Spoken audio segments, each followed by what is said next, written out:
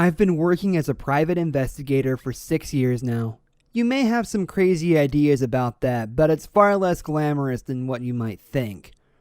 Most of my work involves following around unfaithful spouses or doing research into political candidates for their opponents. It's not what I was hoping for when I got my journalism degree, but it pays the bills, I guess. Living here in Chicago, it's hard to ask for more than that. A few days back, I was sitting in a coffee shop waiting for a client to arrive. He'd called me that morning sounding desperate. I was happy about that. Desperate clients are usually prepared to pay more. My client arrived a few minutes later, looking around nervously. He was in his late 20s and dressed fairly casually, but his watch and his shoes told me that he came from money. "Thanks for meeting with me," he said. "I'm Colin Westwood, and I need your help." I motioned for him to sit down and asked him what I could do for him. "My father," he said. "He's been missing for 5 whole days now, but the police told me that they don't even have an investigator on his case. It's not like him to disappear like this, and I'm worried about him." I sat back in my chair. I'd never done a missing persons case before. "This kind of thing falls a little out of my expertise," I said. "I don't care," he nearly shouted. "Listen, I've done my research, and you are the guy that a family friend pointed me toward." He rubbed his forehead. "I can't trust just anybody with this. I'll pay you extra for your trouble, I promise." I thought it over and decided to take the case. It'd be a good experience, and earning favors with the upper crust of this city might come in handy someday. I headed home to my office and did some research. Colin sent me his father's files, and I spent the better part of the afternoon and evening looking through them. Colin's father was a self-made millionaire who owned several factories in the industrial district here in Chicago. I also saw that he made an offer on a building in an older area of the city. I decided to go for a drive to clear my head and think. I'm a fan of night drives, especially through the city.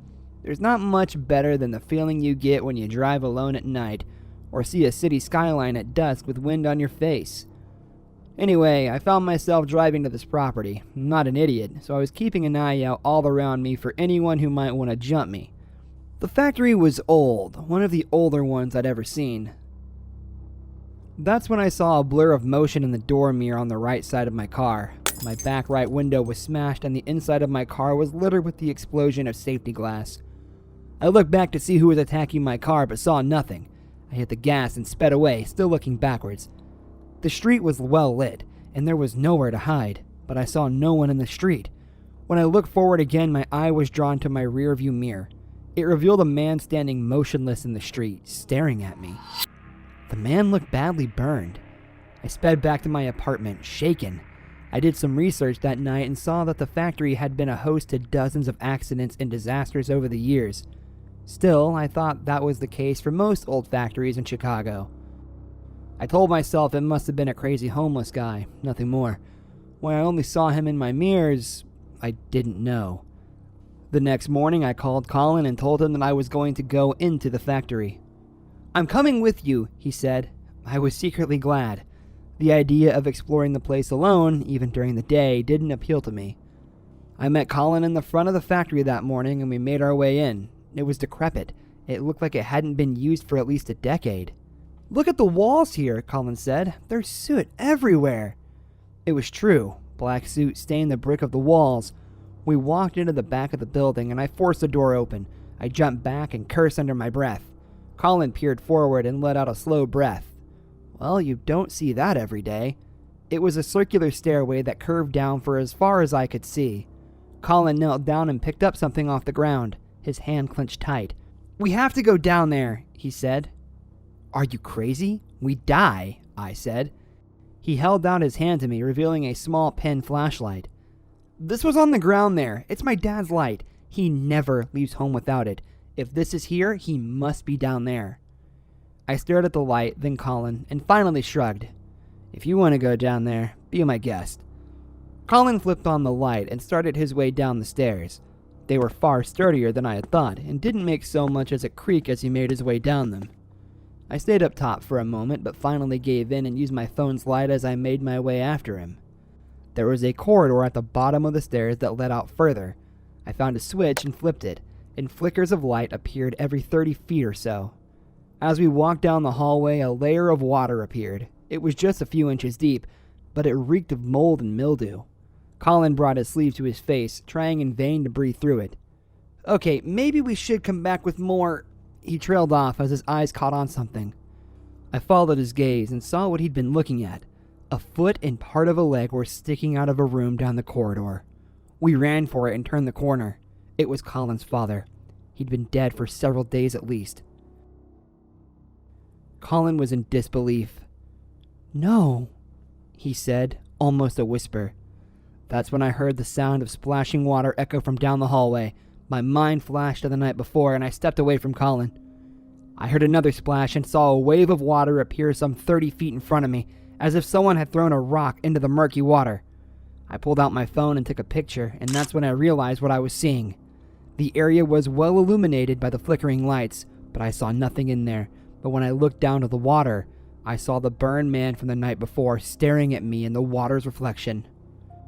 "Colin," I said, my voice strained, "we need to go. Now." Colin walked into the hallway, half in a daze. "What's going on?" Then he saw the reflection too. "What is—" The water splashed again, and I saw him staring at the man reflected in the water. The burned man started walking towards us. We both turned and ran for the stairs, almost falling in the water. We heard the sound of splashing behind us, but it stopped when we reached the top of the stairs and slammed the door behind us. We made it out of the factory and to our cars. We drove until we were nearly on the other side of the city. I called the police when I finally stopped. Their full investigation ruled that Colin's father had been strangled to death. I don't know what to think. If I learn anything else, I'll update you all here. My sister is missing and has been for a month and a half. No one believes me, but I know my sister better than anyone else. Natalia would always crack a joke about how if she would go missing, no one would ever know. It pertains to how she never calls or texts daily. She lets you know about random mundane events weekly instead, bi-weekly if you aren't in her close social circle. It sounds like a dark joke to make, but Natalia always listens to true crime. She always told me that people always notice when their loved one is missing within hours or overnight. Natalia has never been much of a communicator. Texter, caller. She doesn't like superficial conversations, so she only messages when she has something to say. When the conversation has run its course, you won't hear from her unless she has something else pressing on her mind. She's always said no one would know if she's gone missing. She would simply be gone. And those first 48 hours would slip through everyone's fingers because of her lack of communication. It used to be funny, but now it came true. I thought people would notice that Natalia's texts didn't quite sound like Natalia, or maybe they'd noticed instead of all lowercase she suddenly started using proper capitalization, or they'd notice that she wouldn't use our nicknames. Natalia talks to me the most. So maybe it makes sense that I'm the only one who notices the minor details. I tried showing my mom, but she'd only reply in a bitter tone about how Natalia doesn't talk to her consistently. Offhandedly, I remind her she doesn't reply consistently to anyone, leading my mom to reply about how she's her mother, so she should talk to her every day and abruptly hang up. I tried my dad next. Natalia has always liked my dad more than my mom, but she liked him more because he respects her space. He respects that she's busy, and she respects that he's busy. Even with a new wife and kids, he never treated us differently. So I had higher hopes that he'd understand. He didn't. He told me that my mum must have gotten into my head, but when I showed him the conversation, he said it was a little odd that she was texting out of character, but a text is still a text. So it's only me who notices. I've been thinking about my first move of asking my mom and dad for their input. They live in different states than us. Natalia lives an hour away from me. What would they do from where they are? I drove the hour out to her apartment in a cute area of our city. Natalia gave me a spare key so I could easily enter without trespassing in the event she didn't answer the door. I hated sounding so negative during that drive, but if I believed she went missing, I needed to be prepared to do a wellness check. I know you might think, isn't that what the police are for? The police told me she may run away if she wants, and she's still answering text messages. They ignored the stark difference. They ignored everything I had to say. I'm stuck doing everything on my own. Getting to her apartment is nerve-wracking. Hands sweaty, constantly rubbing my palms against my jeans. I felt lightheaded. I remember feeling as if I was going to faint. if I saw something unsightly. I felt my heart thudding in my brain, loud and echoing through my ears as shallow breaths left my mouth, hand shaking as I turned the key, and with one last thick swallow, I opened the apartment door. It's hot inside the apartment. Natalia kept her air conditioning off during the day to save money for her bill, but it's never been hot enough to rival the temperature outside. I knew she hasn't been here in a while, but all of her belongings are still in the apartment. As I walked in, I noticed her phone charger plugged in by the blender on her kitchen counter. The fruit started to ruin in the bowl she kept on the bar. Dishes left in the sink's rack, and I noticed she had events written on her calendar that she marked as things she would RSVP to. I knew Natalia didn't run away. She had plans for the future she was going to. Everything else is seemingly untouched, clean, with a small layer of dust against the surfaces. I walked further into the apartment, into her bedroom. All of her clothes were still there. If an outfit was missing, I didn't know which one, but nothing was empty enough to say she packed and ran off. Even her luggage was still there, in her closet, empty. Her social security card and passport are in her nightstand drawer, just on top of her birth certificate.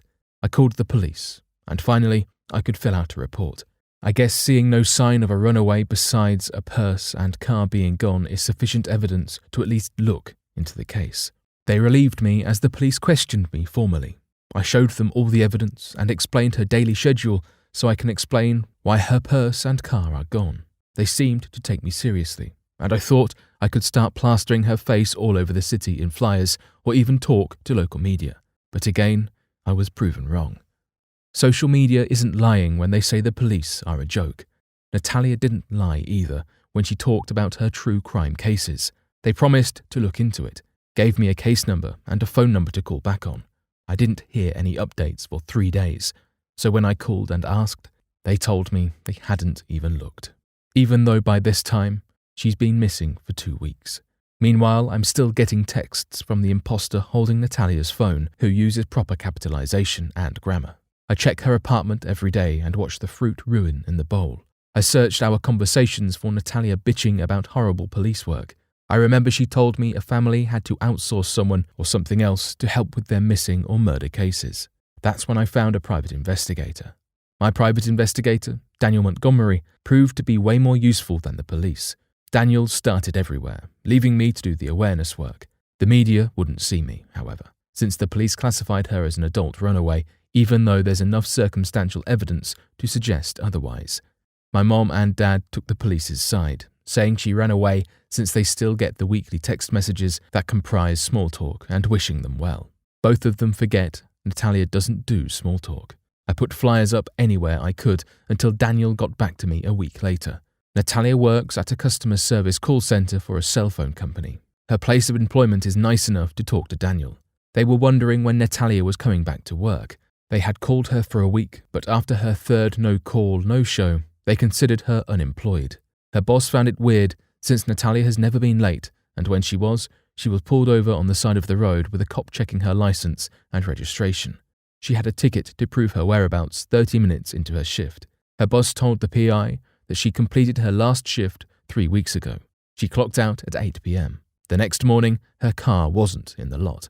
The PI asked if calls at the call center were recorded, and fortunately, the company was quick in getting the permissions and extracted all the calls from Natalia's landline for Daniel to comb through. The calls weren't interesting. Her customer service voice made me cringe as Daniel showed me a few normal calls, but tears welled in my eyes. I hadn't heard her voice in 3 weeks. It felt nice to know that it was Natalia instead of the dry texts that go unanswered on my phone. Daniel paused before the last one he showed me, reminding me he was showing me what a normal call looked like versus the call he was about to show me. Thank you for calling Cellular X. All calls are monitored and recorded for training purposes. By staying on the line, you are consenting to be recorded. An agent will be with you shortly. Hello, I'm Natalia. Thank you for calling Cellular X. Can I get your account number to get started? 325-698-74. Thank you. Give me a moment to load your account. Can you confirm your name for security purposes? Justin Ackerman. And the numbers on your address? 426. Thank you so much. How can I help you today? That's a brilliant question. How can you help me, Natalia? Well, I can absolve bill issues, change of address, service issues, or a poll down, logging issues such as report an error message or forgotten password, tracking a phone, ending an account, and more. Is there a specific reason you called? I called to speak to you. I kept getting other agents on the line, but finally, I got to you. I'm sorry, I'm afraid I'm confused. If this call isn't to service your account on Cellular X, then unfortunately I'm not able to help you. You never want to talk to me. You never reply. You never look my way, and I can't handle it anymore. How is someone who's always on their phone never texting? Don't you know how to text back, Natalia? You text your sister. What's her name? Marissa. How do you know Marissa? Who is this? Don't interrupt. It's rude to interrupt a customer.